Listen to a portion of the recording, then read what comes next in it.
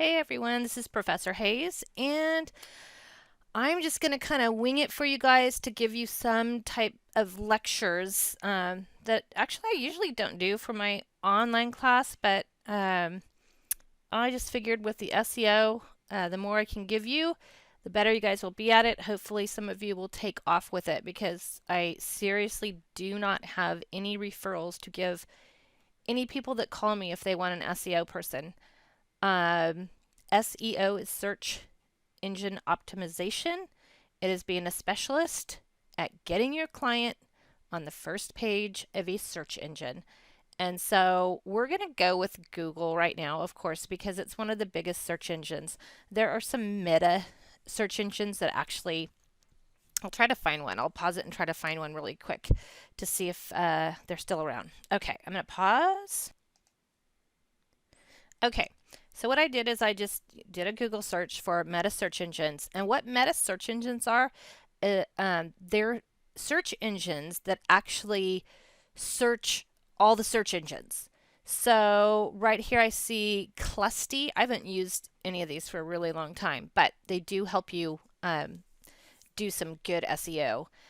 You see IX Quick is one of the biggest ones. It's one of the ones I learned an unbelievable amount of SEO from when I very, very first started, like 20 years ago or so.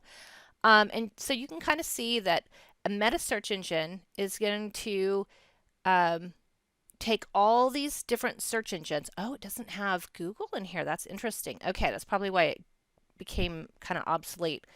Dogpile does Google, Yahoo Ask, and Live, which I would just probably use Google. So you can kind of see why the meta search engines kind of have, I don't know, kind of have gone away a little bit. You might not even know about them. You can see the different engines that it searches. So like this one just does Google, Ask.com, MSM. And again, I would probably just use Google at this point. A couple things that you should know about search engines is that, let me get back to Google. Google is basically a crawler with an algorithm. And I'll talk about kind of the crawler in a second. Yahoo, which a lot of us don't even use anymore. Oops, darn it. I like not typing well when I'm showing stuff. Okay, so Yahoo is categorized. So if I search into here and let's say I put poodle, no, I guess I don't even have it on my machine anymore. Okay, let me just put poodle. First, it's going to categorize that into like pets, and then the category will go into dogs, and then it will go into something else. So the search engine just acts a little bit different than if I were to put something into Google. So let me just type poodle into here.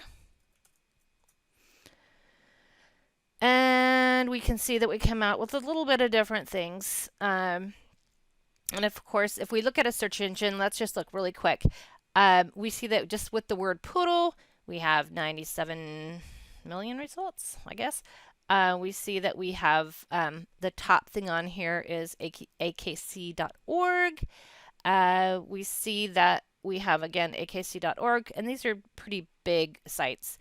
And then we get into this area, and kind of this area is what's known as your locality, or your, where are things. So right now Google, it didn't used to do this, but now it takes your location and it will give you an amount of the most popular ones in that area. And then if I were to have typed poodles, let's say now I type poodles in let's go someplace else. Let's go poodles in Los Angeles. Okay.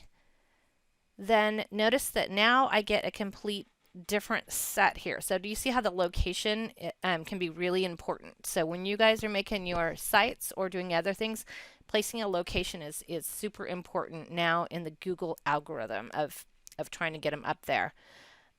Usually what happens with Google and search engines now is that you will have these mega companies always show up on top.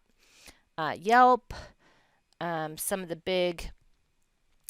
bigger places. But then it looks like We have, like Craigslist, Adopt a Pet. So you're getting some of the mega ones in there. It's really hard to get on the front page with some pretty general things. I do see red and apricotpoodles.com. And this is really awesome for this site to get on the first page. This is what SEO is. Now you look at the website and you're like, wow, it's kind of older kind of website. Why did they get on the first page? This is the big thing. One reason that this page kind of got in there in the big time on the first page is that we have noticed it's an older site. One of the major things in the algorithms are the amount of time that the page has been on the web. So I have had some sites that I have had clients that are almost 20 years old, and they gain history and get a much higher ranking for being in business and having a website for a long time. So, one piece of advice I would give you is that if you are planning on having a business and a website, is don't wait until you're ready to go and your business is up and running and then all of a sudden have a website and expect people to be there. It takes an amount of time to even get your website to get through the search engines. And so just make a skeleton site and do the best you can at setting it up with some good keywords and descriptions, and have the site on there. You can always put, coming soon, something like that, but do get the site some type of a history going on.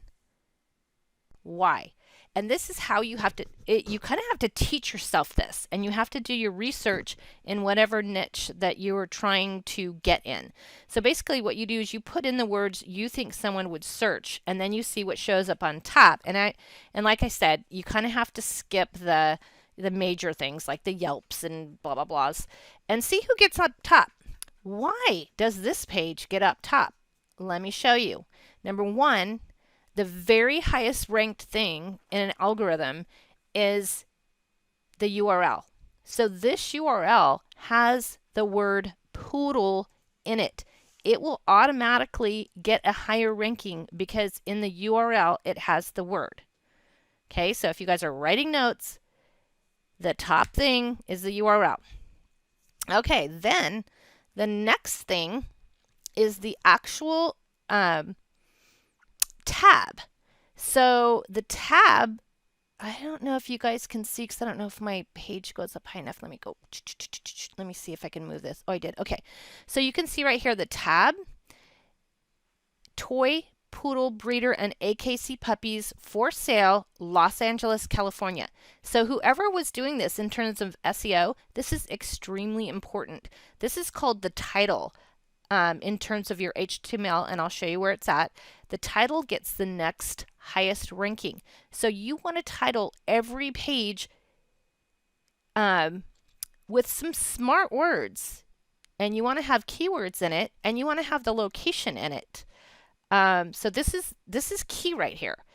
So when I say the title, I mean in HTML. So if I come and I go view page source, so this page is kind of messy in terms of code, but I'm going to show you.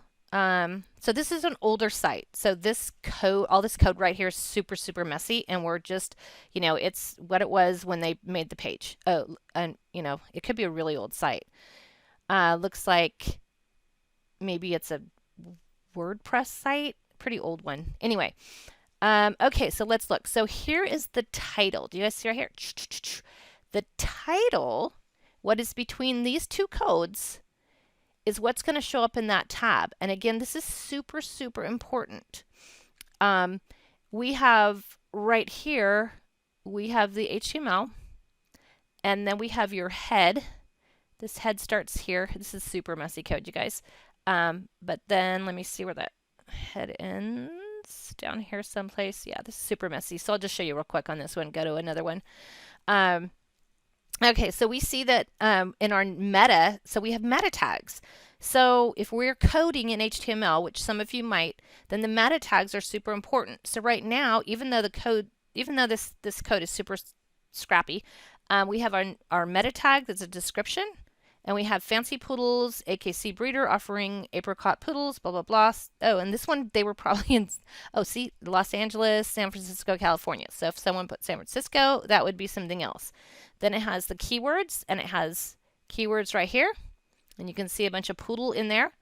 And then actually on the page, if I were to come over here and I go and I look through the code and I go find and I actually type the word poodle, then it looks like I've got 370 instances in the code of the word poodle.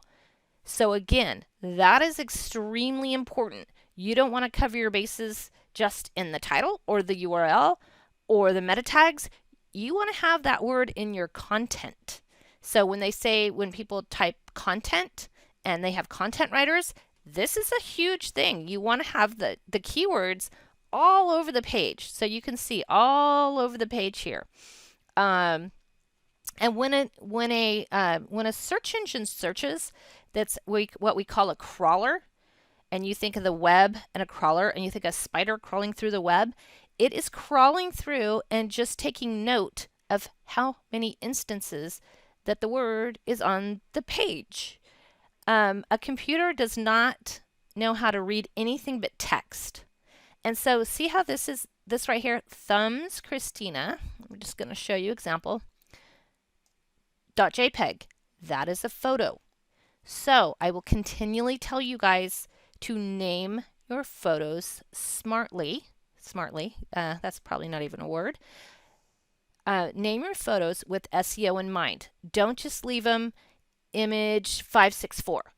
You name it with some keyword that someone might find on Google and therefore get to your site. If you are selling red tennis shoes, if you're selling red basketball shoes, you want to type red basketball shoe, red basketball tennis shoe or basketball shoe, whatever. Something that someone might type. You want to name your pictures with that because look, that puts that many into your instances here. So just kind of on the lowdown, number 1, URL. Kick back over here. URL. Number 2, what's in this title. Number 3, you have your meta tags. Number 4, you have how many times that word is actually on the page. So it's on the page a lot here. And this is an old site and it's getting first ranking, probably because it is an old site and they have a lot of text on the page, which a lot of the new trendy sites do not. And they don't know how to do the SEO, so there's like no text on the page. It's all pictures. Another thing is how many links come into the page, and then the other couple things are what you put as your headers. So this isn't a great site. Let me there it is. Pause.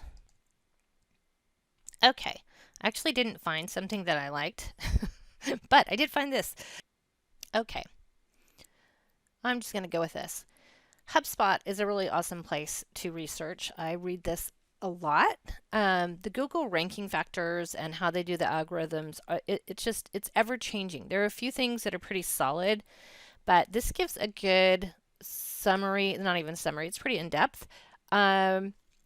It is, I don't know if you guys can see it, blog.hubspot.com/marketing/Google ranking algorithm infographic. So this one goes through and it kind of talks about the Google ranking factors, website architecture, basically organizing your website into subdirectories, having clear strings of text at the end of each URL. So this is basically naming your pages.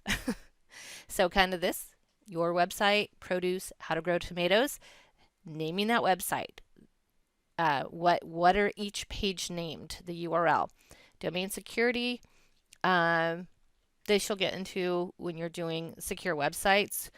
We're not really doing that right now, but you can get them going. Inbound links. So inbound links, what they call backlinks, are basically people who link to your site, and the more you have, the better ranking that your page will be. And you're like, oh, how do I do that? You go on all the social media, you go on blogs, and you mention something important, and you give your website, and you hopefully have people click on it. So you go into Pinterest and you put your, let's say you've got a really cool pair of gloves you're selling and they're super special, and you have them on your website, and then you go onto Pinterest and you link to your website with Pinterest, and someone sees it on Pinterest that's a huge search engine, then they're going to kick to your website, and you get a bunch of those links in. That makes your page rank higher. Hopefully that makes sense. I know I'm going to do this fast here.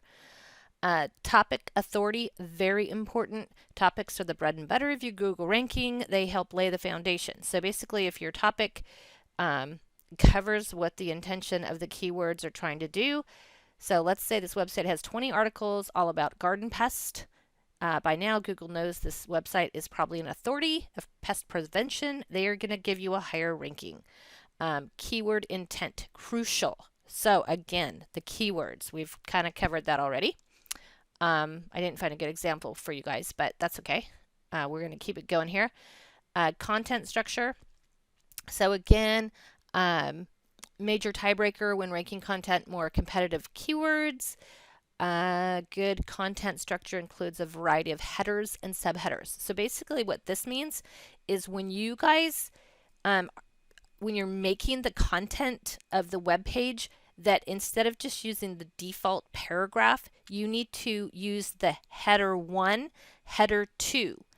So when you have the H1, H2, H3, H4, then these are headers and subheaders. So if you have a bunch of headers that have the keyword in it, and somebody else just has more keywords, but they're just in the paragraph, then you're going to get a higher ranking. Okay, some of you understand that better if you've done code, but we can do it on Wix as well. Meta tags, again, we're talking about this in important. And you guys can read this whole article. Title tag, again, we just went over it before. The image alt text. So those of you who are going to go into HTML, you already have, you know how to do it in code, the image alt text, but also in Wix. You can set an image alt tag on every single photo that you have. This is super important, not only for SEO, because then you get more of those words in there, but it is also an accessibility issue. So if you're ever making a site for, let's say, a public agency such as the state, I know a lot of you guys work for the state, you must have alt text on all images for accessibility for blinded, deaf, visually, and hearing impaired. Okay, meta description. Again, we kind of covered this a little bit. You guys are going to put those on Wix. Page speed, important. You don't upload, a bunch of heavy pictures. You compress your pictures beforehand. You make sure your pages load up quickly.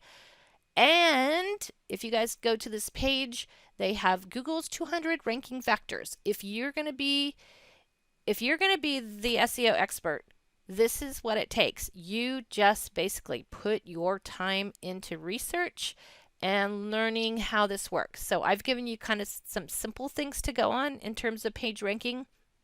But if you want to be really an expert, you dive into the whole thing. Look at this. Just keep learning. Okay. On to the next video.